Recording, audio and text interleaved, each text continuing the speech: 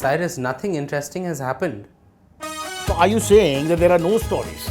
Then why are we here?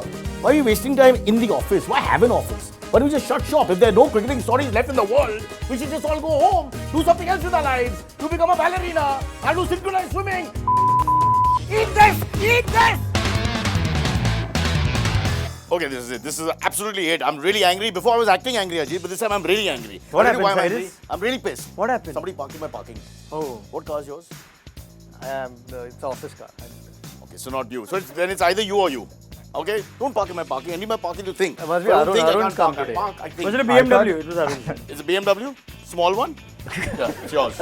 All right, give me topics. Give me topics. Topics. Okay, I have a topic. So there's a pretty exciting series coming up. Australia is playing 2 tests in Bangladesh. Now, there's no sarcastic anymore. No, They're a not good team now. sarcastic. They're in Australia. There's Australia's something good very team. cheeky It's way about more it. exciting than India, Sri Lanka anyway. And England, West Indies. After the prolonged pay dispute, Australia are finally ready to play some cricket and they travel to the subcontinent. First up are 2 tests against Bangladesh. Now the Bangla Tigers are strong at home, having drawn the series against the top 3 sides recently, India, South Africa and England on their home soil.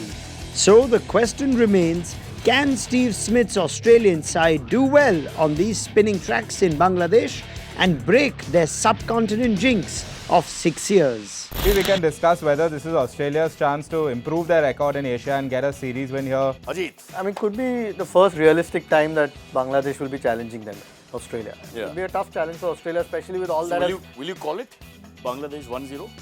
A little rain around? I won't be surprised if they beat Australia. The only time Australia toured Bangladesh was in 2006. If you look back at that series now, you'll say that, oh, they lost 2-0. But in the first test, Bangladesh nearly beat them. They lost by 3 wickets in the end. I mean, it was a really, really close test match and it had a lot of Bangladesh players in tears because as early as 6 years into test cricket, Bangladesh were almost beating Australia at home. I think And absolutely right. also what's gone on around Australian cricket over the last few months. They haven't had much But they sort of... also bond them together a little bit with the whole... That's fine, but you still need sharpness when you go on the field. The way Bangladesh played against England, the tracks they prepared, they knew exactly what their best chance was. There's a difference between India and Australia in terms of how we play spinners. Subcontinental wickets Yeah, and all and that, yes. Australians have not shown that, over the years. In the last 3 years, the Australian batsmen have toiled hard to score against the spin attack in Asian conditions, and yet they've not been able to decipher it. Barring Matt Renshaw and their skipper Steve Smith, no other batsman from their current squad is averaging over 40 during this period. Would Bangladesh beat Sri Lanka right now? Oh yeah, I think so. People are really encouraged and people are getting swayed by their recent series against India, against South Africa, at home.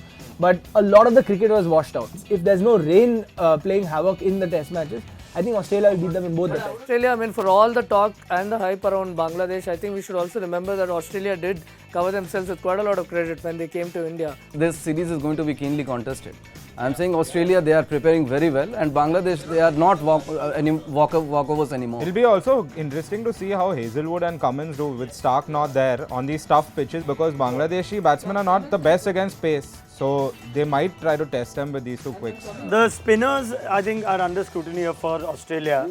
Steve O'Keefe, who did the damage against India, he's had disciplinary issues and whatnot, he's gone. Nathan Lyon, lot of bowling, lot of workload on him. I don't think Ashton Agar, from what we saw last time, is a major threat. If he's an improved bowler, What great. about Swepson? Mitchell Swepson, we don't know much about. I mean, Bangladesh will play spin well if it's not good quality spin bowling. The one thing that was really impressive about Australia for me was Steve Smith. As When captain. he toured here and the way he batted, Yeah. which was a real surprise. Prediction. Come on. Bang versus Australia. Is that the correct? Bangladesh versus Australia, sir? 1-1. 1-1. Oh, not bad. Sir? I think 2-0 Bangladesh. 2-0 Bangladesh. This is not football. Yeah. Cricket. Let's play cricket. Ajit? Probably 1-1. 1-1. Oh, very diplomatic. 2-0 Australia. Ah! Yeah, Parsis have cousins in Australia. We're very, very clear about that. Huh? I think, yeah, maybe 1 although the toss will play an important role in both Batting tests. first. Yeah. Maybe some rain, so 1-0 Bangladesh. It could be a drop. Rain. You just want to be different. I'm backing Bangladesh 1-0. 1-0.